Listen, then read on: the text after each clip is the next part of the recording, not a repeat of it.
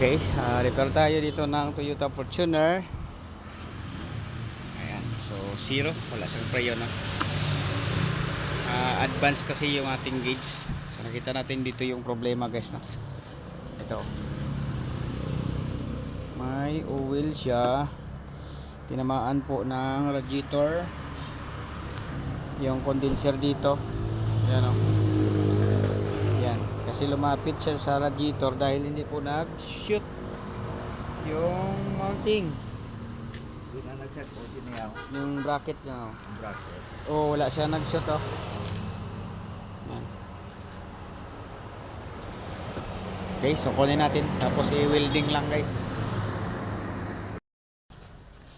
Okay, so ito yung nabutas, guys, no? So inangat ko lang tapos dito lang tayo mag-welding, oh.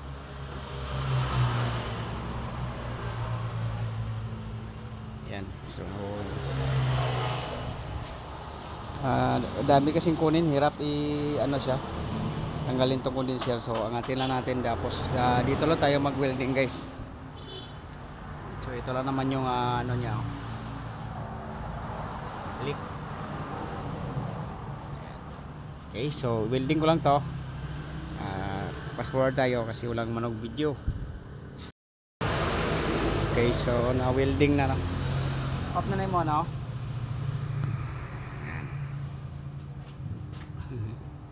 Pangit, importante, walang leak. Ayan.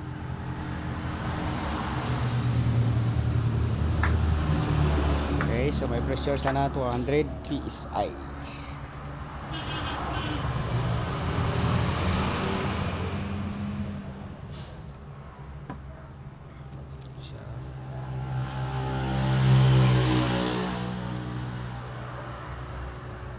Okay, goods na.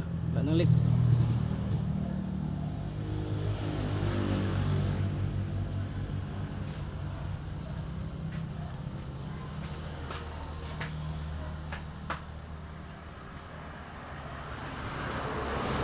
Yan.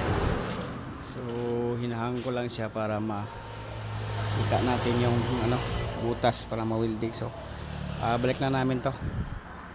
Okay, so yan ang symbol na. May preyo na. Sige, owner cone. Okay.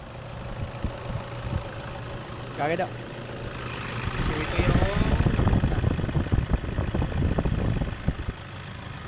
malayo na yung gap kasi tinamaan siya kasi di nakapasok dito sa rubber na dalawa rin gap. Yan. Okay. So yun lang, guys.